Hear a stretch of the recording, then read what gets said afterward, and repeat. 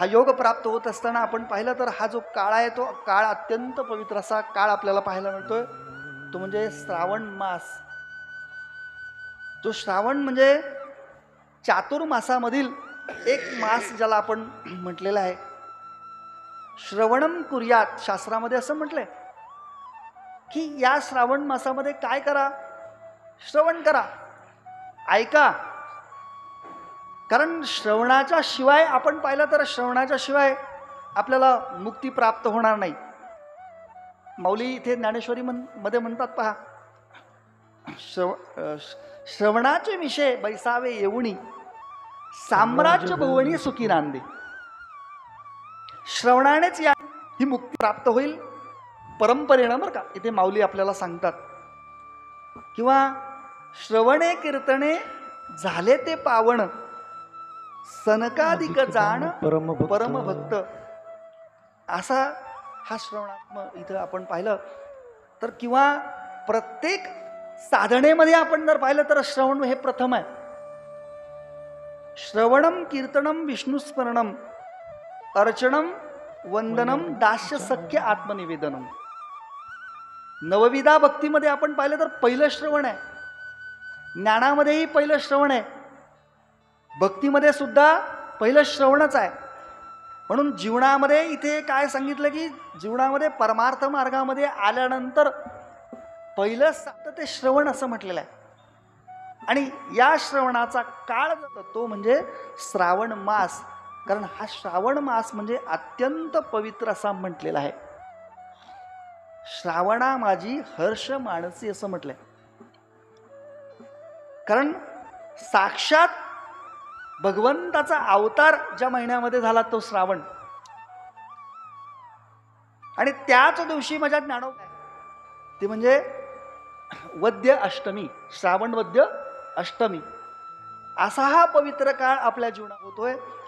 आणि खरोखर ही आपल्या जीवनामध्ये आम्ही पाहिलं तर ही भाग्याची गोष्ट आमच्या जीवनामध्ये इथे प्राप्त होते. पर्व काळ श्रावण हा पर्व काळ, गेला अंतरीचा मळ, गेला अंतरेचा मळ, गेला अंतरीचा मळ, गेला अंतरेचा मळ. पाप पुण्य गेले, पाप पुण्य गेले, एका स्नानेची उंटाने साधला पर्व काळ, साधला पर्व काळ.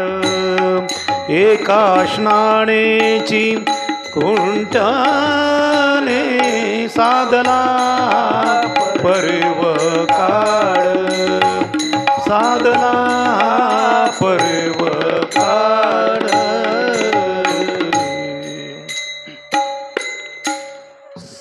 साधला हा पर्व काळ, गेला अंतरीचा मळ.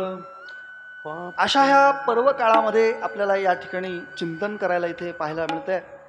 आणि खरोखर ग्रंथ ज्यांचं आपल्याला पाहायचं आहे ना ते म्हणजे कैवल्य सम्राट संत श्रेष्ठ ज्ञानोबा आहे. एक पारमार्थिक आध्यात्मिक क्षेत्रामधील गुरुस्थानी असणारे आमचे संत. कारण संत मांदियाळी जर कोणाला या ठिकाणी गुरुस्थानी मानत असेल तर माझ्या ज्ञानराज माझी योग्यांची माऊली, साधकांचा माय बाप, दरुशनी हरे ताप असे माझे ज्ञानोबा आहे. किंवा ज्ञानियांचा राजा गुरु महाराव म्हणून सगळ्या संत मांदियाळ्यांनी माझ्या ज्ञानोबाऱ्यांना गुरुस्थानी मांडलेला आहे. नवे नवे सर्व सकल संतांचं वाङ्मय आणि त्या वाङ्मयाला जर आधार कोणता जर असेल तर माझ्या ज्ञानोबाऱ्यांच्या वाङ्मयाचा आधार आहे. महाविष्णूचा अवतार सखा माझा ज्ञानेश्वर. आपण पहा की भगवंताच्या अवताराची जर कारण मीमांसा आम्ही जर पाहिलं तर भगवंत म्हणतात यदा यदा हि धर्मस्य धर्मस्य ग्लानिर्भवति भारत अभ्युत्थानम् अधर्मस्य तदात्मानं सृजाम्यहम् परित्राणाय साधूनां विनाशाय च दुष्कृतां धर्म संस्थापनार्थाय संभवामि युगे युगे. दुष्टांचं निर्दलन करण्यासाठी, साधूंचं रक्षण करण्यासाठी आणि धर्माची संस्थापना करण्यासाठी भगवंत अवतीर्ण होतात. लक्षात घ्या की देव आणि संत यांच्या दोघांच्याही अवतारामध्ये आम्ही जर पाहिलं तर साम्यच पाहायला मिळते. संतांच्याही अवताराची कारण मीमांसा मी पाहिलं तर संतही याच ठिकाणी याच कार्यासाठी येतात, पण दोघांच्या कार्यामध्ये किंवा कार्य करण्यामध्ये भिन्नता आपल्याला पाहायला मिळते. भगवंतही तेच कार्य करतो आणि संतही तेच कार्य करतात, पण दोघेही वेगवेगळ्या पद्धतीने इथे कार्य करतात. पहा, कारण भगवंत काय करतो, घेऊनिया चक्र गदा हाची धंदा करतो. जर या दुष्टांचं निर्दलन करायचं असेल तर भगवंत काय करतो, चक्र हातामध्ये घेतो आणि या दुष्टांचं निर्दलन करतो. पण संत मात्र तसे करत नाही. पहा, संत काय करतात हो, त्या दुष्टाच्या अंतःकरणामध्ये असणारा दुष्टपणा त्या ठिकाणी नष्ट करण्याचं काम संत करतात. म्हणून संत आणि देव यांच्या कार्यामध्ये भिन्नता आपल्याला पाहायला मिळते. पहा, भक्तारा के पाया पासी, भक्तरा के पाया भक्तारा के पाया पासी, के पाया ओ भक्तारा के पाया पासी, दुर्जनासी संवारी, दुर्जनासी संवारी, दुर्जनासी संवारी.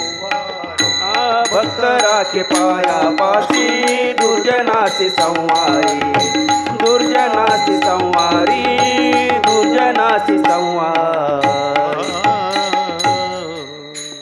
एकदा काय झालं की एक साधू नदीच्या पलीकडं एका गावाकडं जाण्यासाठी निघाले आणि काय झालं की ते साधू त्या होडीमध्ये बसलेले. होडीमध्ये बसल्यानंतर ती होडी आता नदीच्या बरोबर मध्यभागावरती आली आणि आल्यानंतर काय झालं की त्या होडीमध्ये टार्गट मुलं अशी बरीच होती आणि त्या मुलांनी काय केलं की त्या साधूंचं काय झालं, एकाने दाढी ओढायचं काम सुरू केलं, एकाने ते त्याचे वस्त्र ओढायला लागले, काय त्याचे कमंडलू ओढायला लागले. त्या साधूला त्या ठिकाणी त्रास देण्याचं ती तरुण वगैरे तिथं करायला लागले. आणि खरोखर आपण जर पाहिलं ना तर भगवंताला सगळ्यात जर काळजी कोणाची असेल तर भक्ताची काळजी आहे. आणि भगवंत त्यावेळेस झाले त्या साधूंच्या समोर आणि त्या साधूंना सांगितलं की मी काय करतो की या सगळ्या या तरुण वर्ग सगळा दुष्ट मारून टाकतो. साधूंनी सांगितलं देवाला की देवा यांना मारू नको, तुला जर मारायचंच असेल ना तर काय कर, ती यांच्या बुद्धीला मार, यांची बुद्धी नाही बुद्धी या ठिकाणी पलट. आणि म्हणून आपण पाहिलं तर देवाच्या कार्यामध्ये आणि संतांच्या कार्यामध्ये हा फरक आपल्याला पाहायला मिळतो. धर्माच्या रक्षणामध्ये आम्ही जर पाहिलं तर संतही धर्माच्या रक्षणासाठी या ठिकाणी येतात. आम्ही वैकुंठवासी आलो याची कारणासी, बोलिले जे ऋषी साच भावे वर्ताया. संत ही काय करतात की या धर्माची संस्थापना करतात, परंतु धर्माची संस्थापना करत असताना संत तळागाळातल्या लोकांना, सामान्य लोकांना घेऊन या धर्माची संस्थापना या ठिकाणी करतात. कारण तुम्ही पहा, भगवंत अवतारामध्ये आम्ही जर पाहिलं तर भगवान श्रीकृष्णाच्या अवतारामध्ये भगवंतांनी दोघांनाच उपदेश केलेला आहे. एक आहे अर्जुन आणि दुसरा आहे उद्धव. परंतु संत मात्र यारे यारे लहान थोर याती भलते नारी नर, करा. अशी धर्मसंस्थापनाचं कार्य भगवंत सर्वसामान्यांना सर्व तळागाळात घेऊन धर्मसंस्थापनाचं कार्य या ठिकाणी करतात. म्हणून भगवंत आणि संत यामध्ये फरक आपल्याला पाहायला मिळतो. माझ्या ज्ञानोबरायांच्या मला यायचं की ज्ञानोबरायांच्या अवताराची कारणमीमांसा तुम्ही पहा की ज्ञानोबरायांच्या काळामध्ये ह्या आध्यात्मिक क्षेत्रामध्ये जर अभ्यास करायचा असेल किंवा परमार्थ या ठिकाणचा जर असेल तर त्यासाठी संस्कृत भाषा ही येणं अतिशय महत्त्वाचं होतं. आणि ही संस्कृत भाषा सामान्यांना शिकण्याचा अधिकार त्या, म्हणून जनसामान्य लोक या परमार्थ मार्गापासून वंचित होते. या परमार्थाचा खरा अर्थ या सामान्यांना नाही. कर्मकांडामध्ये गुंतलेला समाज, अंधश्रद्धेमध्ये गुंतलेला समाज, आणि त्या समाजाला याष्ट लोक वेगळ्या पद्धतीनं परमार्थाचा मार्ग इथं सांगू लागलेले आहे. परंतु तो मार्ग नीट करण्यासाठी, तो मार्ग सामान्यांना यासाठी माझे माऊली या ठिकाणी अवतीर्ण झाले. आणि अवतीर्ण झाल्यानंतर केलं असेल तर ग्रंथराज ज्ञानेश्वरी म्हणजे गीतेचाच मराठीमध्ये अर्थ माझ्या जनसामान्यांना हे अध्यात्मातलं ज्ञान, गुह्य असलेलं ज्ञान या ठिकाणी प्रगट केले. म्हणून प्रगट गुह्य केले. असं ज्ञानोबरायांच्या अवताराची ही कारणमीमांसा आपण पाहिली.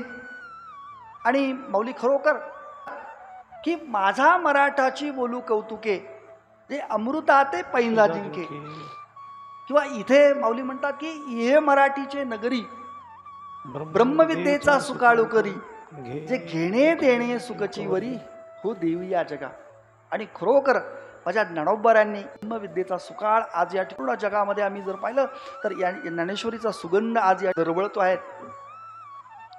आणि या ज्ञानोबरांनी या ज्ञानेश्वरीच्या ग्रंथाच्या विषयी, या ग्रंथाचं महात्म्य या अनेक प्रकाराने केलेलं आहे. साम्राज्य आपण पाहिलं तर हिंदू धर्मामध्ये 2 ग्रंथ हे अत्यंत श्रेष्ठ असे म्हटलेले आहेत. एक आहे गीता आणि दुसरा आहे भागवत. कारण गीता आणि भागवत, गीता हे कसं जगावं हे सांगते गीता, आणि कसं मरावं हे सांगते भागवत. एक आहे ज्ञानप्रधान ग्रंथ आहे आणि एक भक्तिप्रधान ग्रंथ आहे. असे 2 ग्रंथ हिंदू धर्मामध्ये श्रेष्ठ आहे. माझे गुरुवर्य म्हणायचे की प्रेमामध्ये माता श्रेष्ठ आहे, ग्रंथामध्ये गीता श्रेष्ठ, आणि प्रतिवतेमध्ये सीताही श्रेष्ठ म्हटले. कारण गीता ही short, sweet and wonderful in the word असं म्हटलंय. छोटी आहे पण अतिशय व्यापक असा अर्थ गीतेमध्ये आपल्याला पाहायला मिळतो. जैसा सूर्याचं बिंब हे आपल्याला छोटं दिसतं परंतु त्याचा प्रकाश ह्या त्रिभुवनामध्ये या ठिकाणी पडतो, इतका व्यापक अर्थ आपल्याला या ग्रंथामध्ये पाहायला मिळतो. अशी ही असणारी गीता, आणि या गीतेवरती टीका लिहिली आहे. इथे माऊली म्हणतात की साचचे बोलाचे नव्हे शास्त्र, परी संसार जिणते शस्त्र, आत्मा अवतरते मंत्र अक्षरे इये. आणि खरोखर आपण जर पाहिलं ना या ज्ञानेश्वरीमध्ये एक एक अक्षर या ठिकाणी माऊली सांगतात. साचची बोलाचे नव्हे शास्त्र, नुसतं बोलण्याचं, साक्षात आपल्या आत्मस्वरूपाला आपल्याला घेऊन जाणारं आत्मा अवतरते मंत्र अक्षरे ये. इथे आपण जर पाहिलं तर गुरुनाम गुरु श्री गुरु मामासाहेब दांडेकर सांगायचे की जर लढायला जर जायचं असेल तर चिलखत घातलं तर आपल्याला भीती आहे का मरायची. तसं संसारामध्ये आपल्याला जर लढायला जायचं असेल तर या ज्ञानेश्वरी रूपी जर चिलखत आपण अंगामध्ये घातलं तर आपल्याला भीती आहे का आता नाही. आपण भगवत स्वरूपाला प्राप्त झाल्याशिवाय राहणार नाही, एवढं सामर्थ्य या ज्ञानेश्वरीचं इथं सांगितलेलं आहे. कारण या ज्ञानेश्वरीमध्ये आम्ही जर पाहिलं तर नित्य सन्निध देवत्व आहे. आपल्याला एखाद्या मंदिरामध्ये जर एखाद्या मूर्तीची प्राण प्रतिष्ठापना करायची असेल तर त्याला मंत्रयुक्त करून त्याच्यामध्ये प्राण आणावे लागतात. पण या ग्रंथामध्ये साक्षात इथे मंत्र न आणता या ठिकाणी नित्यसन्निध देवत्व या ज्ञानेश्वरीमध्ये इथे आहे. म्हणून या ज्ञानेश्वरीला आपण जर पाहिलं तर या माझ्या ज्ञानोबरायांची वाङ्मय मूर्ती असं या ज्ञानेश्वरीला म्हटलेलं आहे. गीता ही भगवंताची वाङ्मय मूर्ती आहे. वेद शब्द ब्रह्म हे गणेशाची वाङ्मय मूर्ती आहे. तशी माझ्या ज्ञानोबरायांची मूर्ती जर कोणती असेल वाङ्मय मूर्ती म्हणजे ही ज्ञानेश्वरी ही वाङ्मय मूर्ती आहे. कारण ही ज्ञानेश्वरी म्हणजे आपण जर पाहिलं तर हे उपनिषदांचा सार असं म्हटलंय पहा. कारण मूळ आपण जर पाहिलं तर हे अध्यात्मक शास्त्र कुठून आलं तर पहिला आहे वेद. या वेदाचे 4 भाग केले. पुन्हा ते वेद समजत नाही मग उपनिषद सांगितली. पुन्हा ते समजत नाही मग काय केलं भगवंतानी गीता सांगितली. मग ती गीताही समजत नाही म्हणून माझ्या ज्ञानोबरांनी या केलं ही ज्ञानेश्वरी या घेतली. जसं पूर्वी तुम्ही पहा की आपल्याला जर पाणी प्यायचं असेल तर आपल्याला काय करावं लागत होतं की विहिरीवरती जायचं, त्या विहिरीवरती पाणी शेंदायचं आणि मग आपण घरामध्ये ते पाणी शेंदून आणायचं. पण लोक म्हटले हे फार कष्टाचं काम आहे, याच्यापेक्षा सोपं काय आहे. मग म्हटले काय करा की या मोटार लावा. मोटार आली, मोटारीनं पाणी ते विहिरीवरती त्या ठारवल्यामध्ये त्या ठिकाणी आणलं. पण लोक म्हटले परत याच्यापेक्षा सोपं काय आहे का. मग म्हटले आता काय करा की त्या विहिरीवरून पाईपलाईन करा आणि घराच्या बाहेर त्या ठिकाणी टाकी करा. पण ते पुन्हा लोक म्हटले की टाकीतून पाणी घ्या परत घरामध्ये आणा, याच्यापेक्षा सोपं नाही का. म्हटले तुम्ही एक काम करा, तिथून पाईपलाईन करा आणि घरामध्ये आणा किचनच्या वाट्यामध्ये. ते म्हटले किचन वाट्यावर पाणी आलं पण आता पाणी जेवायला बसलं पण पाणी कसं घ्यायचं आता, कारण याच्यापेक्षा सोपं आहे का. म्हटलं आता काही नाही करा, एक पाईप घ्या आणि डायरेक्ट तोंडातच लावा त्याच्या, याच्यापेक्षा आता सोपं नाही आहे. तसं वेद हे अतिशय अवघड आहेत. सामान्यांना ते कळणं अतिशय अवघड आहे. म्हणून त्या वेदाचे 4 भाग व्यासांनी केले. पुन्हा उपनिषद झाली, पुन्हा गीता सांगितली. गीतेची ज्ञानेश्वरी माऊलींनी या टिप करून सांगितली.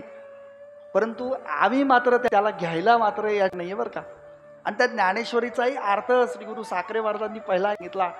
अनेक महात्म्यांनी या ज्ञानेश्वरीवरती चिंतन सांगितलं. अनेक निरूपण आजही सांगतात, सांगतील, पुढे सांगून गेलेत, सांगतील आणि पुढेही यातील. पण आम्ही मात्र या जाणून घेण्याचं काम केलेलं नाही आहे बरं का. पण खरं सांगू का की ज्ञानेश्वरी म्हणजे अतिशय श्रेष्ठ आहे बरं का, अतिशय श्रेष्ठ आहे. माझे गुरुदेव महाराज म्हणायचे की या ज्ञानेश्वरीचे 100 ओव्या तरी आपण वाचल्याच पाहिजे. नाही 100 वाचल्या तरी 50 वाचा, 50 नाही 30 वाचा, अहो 30 नाही 1 वाचा. कारण नामा म्हणे ग्रंथ श्रेष्ठ ज्ञानदेवी, एक तरी ओवी अनुभवावी. म्हटले तेही जमणार नाही. मग आमचे गुरुदेव महाराज म्हणायचे काय करा, मुंबईला काय आहे की त्या ठिकाणी ट्रेन आहे, ती ट्रेन विटीवरून निघाल्यानंतर ती पुढे ठाण्याला जाते. एक करा, ट्रेन सुटायच्या आधी त्या ट्रेनवर त्या रुळावरती झोपा.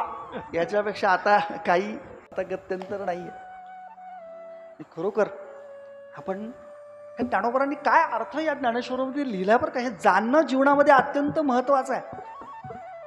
आपण या ग्रंथाचं नुसतं पारायण करून आपल्याला मरायचं नाहीये.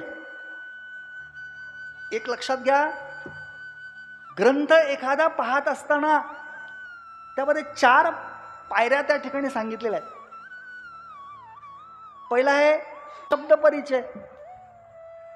त्या ग्रंथाचा शब्द परिचय आपल्या जीवनामध्ये झाला पाहिजे. ज्ञानेश्वरी पारायण करणं म्हणजे काय की आपल्याला त्या ग्रंथाचा शब्द परिचय होतोय, ज्ञानेश्वरीचा शब्द परिचय आपल्याला आपल्या जीवनामध्ये त्या ठिकाणी होतोय. पण त्याच्या पुढचा भाग जर काय असेल किंवा त्याच्या पुढची जर पायरी या ठिकाणी काय असेल तर अर्थपरिचय आपल्याला जीवनामध्ये होणं अत्यंत महत्त्वाचं आहे. अर्थपरिचय म्हणजे ज्ञानोबरांनी या ओळीमध्ये काय सांगितलंय आपल्याला, आपल्यासाठी काय सांगितलंय, कशासाठी सांगितलंय, काय सांगितलंय, कोणासाठी सांगितलंय, हे पाहणं अत्यंत या महत्त्वाचं आहे. आणि त्याला म्हणतात अर्थ परिचय. तिसरी पायरी या ठिकाणी आम्ही जर पाहिली तर नुसताच अर्थपरिचय आपल्या जीवनामध्ये पाहणे उपयोगाचा नाही आहे. कारण सम्यक सुमधुर समन्वयात्मक अर्थ पाहणं अत्यंत महत्वाचं आहे. बराच वेळा आपल्याला पाहायला मिळतं परमार्थामध्ये लोक आहेत, पण परमार्थाचा समन्वय कळत नाही. कुठे काय केलं पाहिजे, कोणती साधना कुठल्या ठिकाणी केली पाहिजे. माऊलींच्या ज्ञानोबरायांच्या ओवीवर विषयी सुद्धा समन्वय त्या ठिकाणी कळला पाहिजे. कुठल्या ठिकाणी काय लिहिले, कर्मावरती आहे, उपासनेवरती आहे, भक्तीवरती आहे, ध्यानावरती आहे, ज्ञानावरती आहे, याचा समन्वय लागणं अत्यंत महत्त्वाचं आहे. आणि तो समन्वयात्मक अर्थ जीवनामध्ये पाहणं हे अत्यंत महत्त्वाचं आहे. आणि शेवटची ग्रंथामध्ये आम्ही जर पाहिली तर ती पायरी म्हणजे या ठिकाणी त्या ग्रंथामध्ये प्राप्त होणारी अर्थरूपता.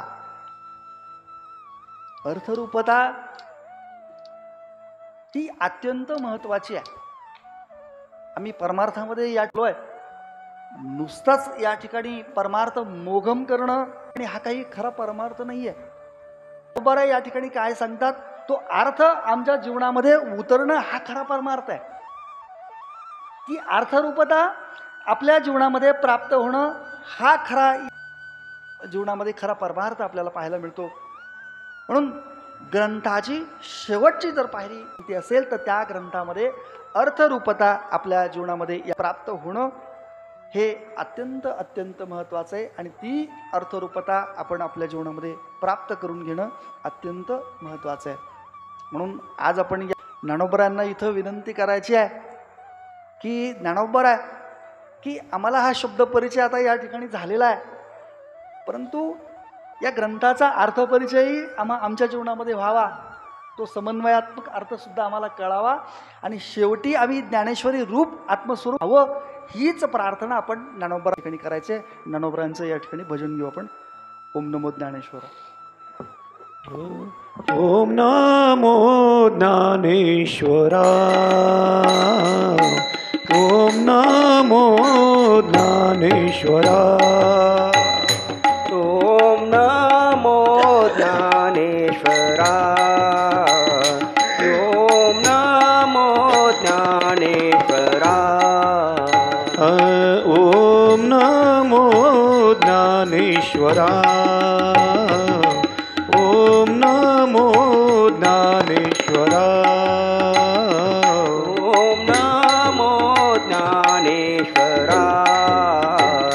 ओम नमो ज्ञानेश्वरा. करुणा करा दयाळा. करुणा करा दयाळा. तुमचा अनुग्रह लादलो. तुमचा अनुग्रह लादलो. करुणा करा या दया. करुणा करा या दया. तुमचा अनुग्रह लादलो. तुमचा अनुग्रह लादलो. पावन झालो चराचरी. पावन झालो चराचरी. तुमचा अनुग्रह लादलो. तुमचा अनुग्रह लादलो. पावन झालो चराचरी. पावन झालो चराचरी. तुमचा अनुग्रह लादलो. तुमचा अनुग्रह लादलो. आणि खरोखर बरं का ज्ञानोबराय अतिशय कृपा करतात बरं का, पण आपली ज्ञानोबरांवर तेवढी श्रद्धा असली पाहिजे बरं का. माझ्या जीवनामध्ये मी खरोखर अतिशय अतिप्रसंग जीवनामध्ये आले. गळ्यात माळ नव्हती बरं का. मी आळंदीला आलो, माऊलींना साष्टांग नमस्कार घातला आणि एक संकल्प केला की गळ्यामध्ये माळ घालायची.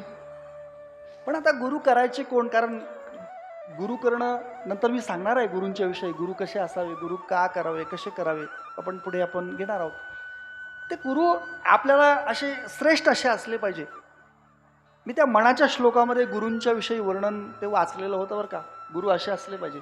पण आता गुरु आपल्याला भेटणार कसे? मी ज्ञानोबारांकडे आलो, ती माळ ज्ञानोबारांच्या समाधीवरती ठेवली आणि गळ्यामध्ये घातली आणि ज्ञानोबारांना मनोमन त्या ठिकाणी प्रार्थना केली की माऊली मला श्रेष्ठ असे श्रोत्रिय ब्रह्मनिष्ठ असे कृपाळ सद्गुरू मला प्राप्त करून द्या. आणि खरोखर माऊलींची कृपा माझ्या जीवनामध्ये झाली आणि श्रीगुरूंची प्राप्ती मला त्या ठिकाणी झाली.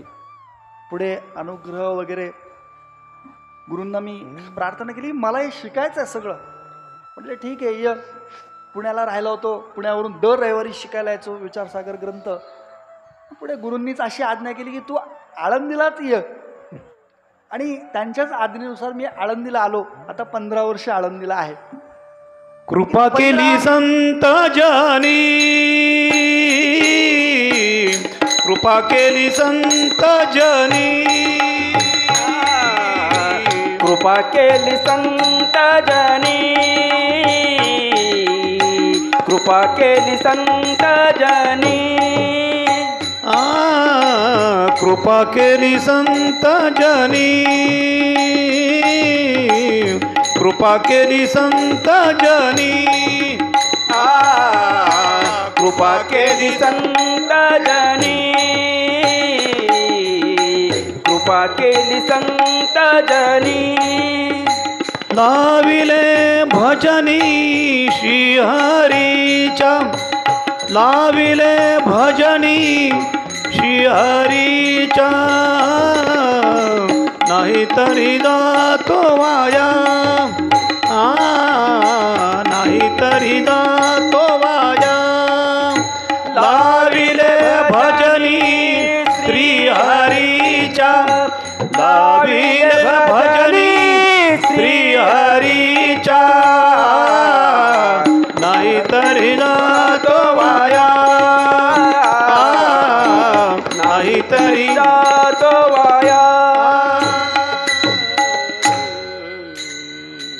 15 वर्ष सद्गुरूंची सेवा करण्याचं भाग्य, त्यांच्याकडे बसून अनेक ग्रंथ श्रवण करण्याचं भाग्य जीवनामध्ये प्राप्त झालं. आणि ही सेवा करत असताना शेवटच्या अवस्थेमध्ये सद्गुरूंच्या मला काय व्हायचं की हे अभ्यास करायला वेळच मिळायचा नाही. बाबांची सेवाच इतकी असायची की हे सेवा, ते काम, ते काम, ते काम. पण अंतःकरणामध्ये तळमळ अशी व्हायची की हे अभ्यास राहिलाय, तो अभ्यास राहिलाय, हे करायचं राहिले, ते करायचं राहिले. अमृतानुभवाचा पाठ पुढे शेवटी चालू होता. ज्ञानेश्वरी पण चालायची. दुपारच्या वेळेस ज्ञानेश्वरी गुरुदेव महाराज सांगायचे आणि अभ्यास मात्र होत नव्हता. फक्त काही श्रवण 2 तास होईल तेवढंच त्या ठिकाणी व्हायचं. पण गुरुदेव महाराजांना ते कळायचं की याच्या अंतःकरणामध्ये जी तळमळ चालली ना, त्याचा अभ्यास होत नाही म्हणून होते ते आहे. आणि मला म्हणून द्यायचे की विनायक, की तुझा सगळा अभ्यास होईल, तू अजिबात काळजी करू नको. असं 3 ते 4 वेळा मला ज्यावेळेस त्यांच्या असं लक्षात यायचं त्यावेळेस ते मला म्हणायचे की तुझा सगळा अभ्यास होईल, तू काळजी करूच नको. आणि खरोखर माझं भाग्य असं की सद्गुरू गेल्यानंतर ह्या अनेक ग्रंथांचं चिंतन आपल्याला मला पाहायला मिळालं. तो विचारसागर ग्रंथ मी आपण पाहिलं तर सांगणं अतिशय अवघड बरं का महाराज त्या ठिकाणी. पण ही सगळी मंडळी गोळा झाली आणि माझ्या मागे लागली की महाराज तुम्ही सांगा विचारसागर. मग सुरुवात केली विचारसागर सांगायला. कसं काय सांगणार, पण असं काय असेल काय माहिती, त्यांची शक्ती ती बरोबर ती शक्ती मला त्या ठिकाणी पाठबळ देते आणि ते बोलायला मी चालवतो. आता हे महाराज असतात पाठाला रोज, दर रविवारी येतात मुंबईवरून बरं का. ते त्यानंतर ह्या ताई असतात, ह्या 3-4 ताई आहेत आमच्या सगळ्या इकडच्या भोसरीवरून येतात. ते माझ्याकडे विचारसागरात. पण सहजतेनं 1-1.5 तास त्यांच्यासमोर चिंतन आमचं चालू असतं. सहजतेनं बोलतो, वेगळा विषय. रोज कितीतरी आमचं चिंतन ऑनलाईन. आणि 2 ते 3 वर्ष गीतेचाही आम्ही त्या ठिकाणी पहिला 2रा अध्यायापर्यंत आम्ही आलो होतो ऑनलाईनपर्यंत. असं अनेक चिंतन करण्याचा योग यात झाला. आता पुन्हा वाडेकर ताईंनी मागच्या महिन्यामध्ये मला फोन केला की महाराज ज्ञानेश्वरी सांगायची आहे, म्हटलं कुठं नेवासाला. अरे बापरे, म्हटलं चालेल मी. कारण कसं आहे की असं म्हणतात की सुवासिनींनी कुंकुला कधी नाही म्हणू नये, है की नाही. आणि असा जर योग जीवनामध्ये प्राप्त करत होत असेल तर आपण कधीच नाही. मी माझ्या अंतकरणातून लगेच शब्द आला की ताई चालेल करू आपण. म्हटलं काय चिंता नाही, ज्ञानेश्वरती चिंतन करू. आणि पुढे माझ्या असं आहे की पुढच्या महिन्यामध्ये आम्हाला चारीधामला जायचं. 300 लोक सगळी घेऊन, फार लवाजमा, सगळं नियोजन माझ्याकडं आहे. सगळं ते आमचं चालू आहे, धावपळ पळापळी. आणि पुन्हा ते आता मी पाहिलं की यांचं आता निश्चित नव्हतं. मग कार्यक्रम आता आहे, ज्ञानेश्वरीचं चिंतन सांगायचं आहे. पण मी पाहिलं की आता मी काय झालं, मग ज्ञानेश्वरी घेऊन बसलो, ते चिंतन पाहिलं. मालकांना फोन केला, त्यांनी सांगितलं मला, काही मार्गदर्शन केलं. कारण ज्ञानेश्वरी आपण रोज वाचतो, रोज ज्ञानेश्वरीचं चिंतन पाहतो, रोज त्याच्या ओळ्या मी पाहतो, सगळं आहे. परंतु त्या क्रमानं आपल्याला या ठिकाणी श्रोत्यांना सांगायचं आहे.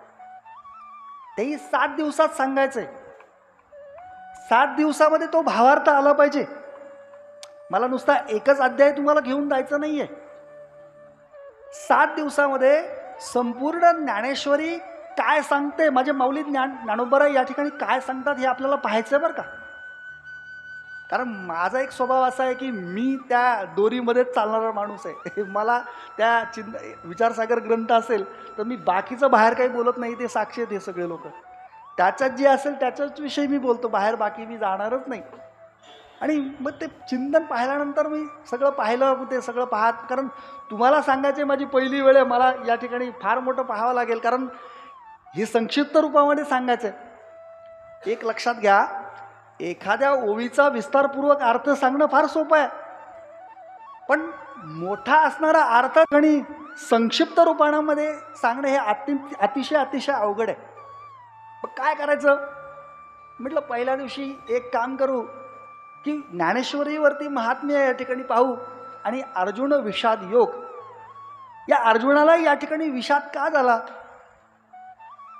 कारण विषाद म्हणजे उत्साहाचा भंग. अर्जुनाचा उत्साह त्या ठिकाणी नष्ट झालेला आहे. युद्ध करायला निघालेला अर्जुन, पण त्याचा उत्साह गेलाय. मग पहिल्या दिवशी अर्जुन विषाद योग आणि या महात्म्याचा विचार आपण या ठिकाणी ठरवलं. मग दुसऱ्या दिवशी काय पाहायचं, दुसऱ्या दिवशी सांख्य योगाचा विचार पाहून कर्मयोग या ठिकाणी पाहायचा. तिसऱ्या दिवशी कर्मसन्यास योग या ठिकाणी पाहायचा. चौथ्या दिवशी ध्यानयोग पाहायचा. 5व्या दिवशी भक्तियोग पाहायचा. 6व्या दिवशी ज्ञानयोग पाहायचा. आणि 7व्या दिवशी ज्ञानयोग पाहून त्याचा उपसंवाद ज्ञानेश्वरीचं करायचं. म्हणून एक लक्षात घ्या, एखाद्या वेळेस हे काही थोडंसं जड पण जाईल बरं का, काही असं हे नाही. थोडंसं कधी डोक्याच्या वर, कधी कधी केसाच्या वर सुद्धा जाईल बरं का, काही चिंता करू नका. पण हे पाहणं अतिशय महत्त्वाचं आहे. म्हणजे एवढं काही अवघड मी सांगणार नाही तुम्हाला, काही घाबरू नका. पण हे भावार्थ त्या ठिकाणी तुम्हाला कळणं, याचा मी मनोमन, याचा मी म्हणण्यापेक्षा ज्ञानोबा या ठिकाणी हे करून घेतील पहा. आणि तो अनुवाद माझ्या ज्ञानोबा इथं करून घेतील. आणि खरोखर मी परवा दिवशी माऊलींच्या दर्शनाला गेलो. आणि दर्शनाला गेल्यानंतर माऊलींच्या समाधीवरती मस्तक ठेवलं. पण काय कुणास ठाऊक काय माहिती, मला असं रडू आलं. खूप असे आनंद अश्रू नाही, खरोखर असं रडायलाच आलं मला. खूप रडलो मी तिथे त्या ठिकाणी. मला इतके ते अश्रू आवरेना, बाजूची लोक होती. पण मी असंच डोळे वगैरे पुसले. माऊली काय सांगणार आहे ज्ञानेश्वरीवरती, कसं सांगायचं, काय करायचं आहे. माऊलींनी सांगितलं की सगळं या ठिकाणी होऊन जाईल. आणि खरोखर या माऊलींचा कृपा आशीर्वाद खरोखर आपल्या सगळ्यांवरती हा माऊलींचा आशीर्वाद आहे बरं का. तो आशीर्वाद, कारण जीवनामध्ये मी खूप वेळा पाहिलं की माऊली इतका आशीर्वाद देतात, परंतु कसं आहे की त्यांच्या ठिकाणी आपल्याला भाव असणं अतिशय महत्त्वाचं आहे. ही ज्ञानेश्वरी तुम्ही पहा, अज्ञानी लोकांना कळते, पण कधी, कारण भाव धरोणिया वाचे ज्ञानेश्वरी, कृपा करी हरी तयावरी. त्याची कृपा झाली ना, पण ती कृपा होण्यासाठी भाव अंतःकरणामध्ये असणं महत्वाचं आहे. आणि तोच भाव आपल्याला 7 दिवस राहणं अतिशय महत्वाचं आहे. आणि तोच भाव तुम्ही आणि आम्ही या ठेवणं अत्यंत महत्वाचं आहे. कारण ही ज्ञानेश्वरी इथे म्हटले पहा की वाचावी ज्ञानेश्वरी डोळा पहावी पंढरी, हे की नाही?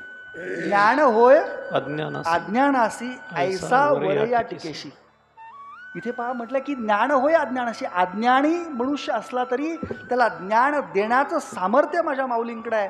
हे सामर्थ्य माझ्या या माऊलींच्या कृपेमध्ये या ठिकाणी आहे आणि हीच कृपा आपल्याला प्राप्त झाल्याशिवाय इथे राहणार नाही. म्हणून माऊलींना या ठिकाणी पुनश्च एकदा या ठिकाणी प्रार्थना करायची की माऊली, हा जो ज्ञानेश्वरीचा अर्थ आहे तो ज्ञानेश्वरीचा अर्थ आमच्या अंतःकरणामध्ये अभिव्यक्त व्हावा आणि तो अभिव्यक्त होऊन आम्ही या स्वरूपाला प्राप्त व्हावं असा कृपा आशीर्वाद माऊली आम्हाला या ठिकाणी द्या. आणि या माऊलींच्या चिंतनामध्ये आपण पाहिलं तर ज्ञानेश्वरीमध्ये माऊली इथे पहिल्याच ओवीमध्ये आपण पाहिलं तर इथे नमन करतात पहा. ओंकारानं या ज्ञानेश्वरीचं नमन या आलेलं आहे पहा.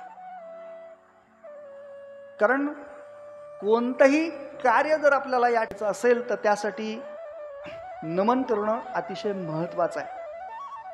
आपण पहा कोणतंही मांगलिक कार्य असेल, चांगलं कार्य असेल तर आपण गणेशाची पूजा करतो, काही मांगल्य त्या ठिकाणी भगवंताची पूजा करून आपण त्या ठिकाणी ते कार्य सुरू करतो. तसं